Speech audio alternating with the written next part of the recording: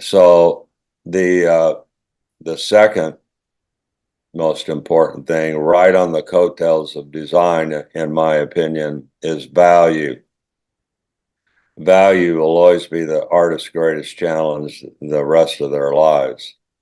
Uh, it's one thing that you have to take seriously, and I teach the students to have a not to buy the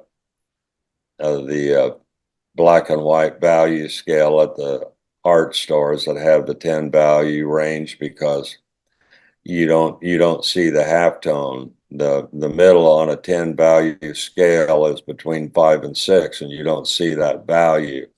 So I figured it out, and I found out later after reading again Richard Smith's book. He had already found that out, and it's really the most accurate way to think in terms of value is a 9 value scale. 5 is your halftone. You've got 4 values on the light side and 4 values then on the other side, on the dark side. And you can train yourself to be able to identify the halftone. I have my students make those, uh, paint those little squares and put it together very smallly.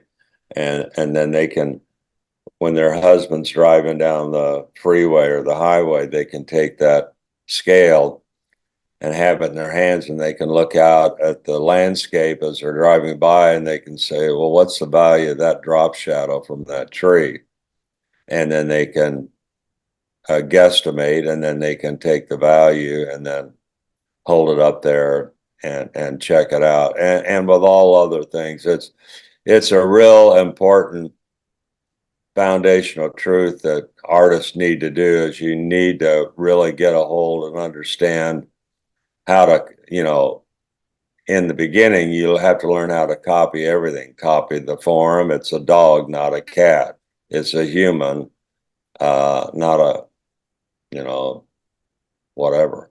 So, and it's the same thing with value. You have to train yourself to be able to copy that value.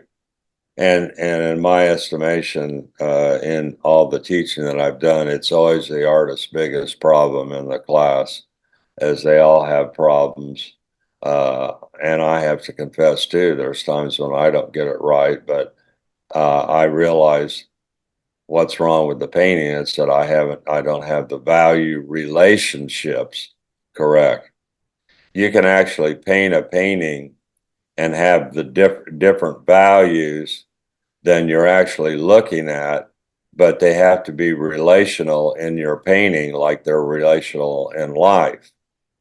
And that's another trick that a lot of people uh, don't realize the importance of that.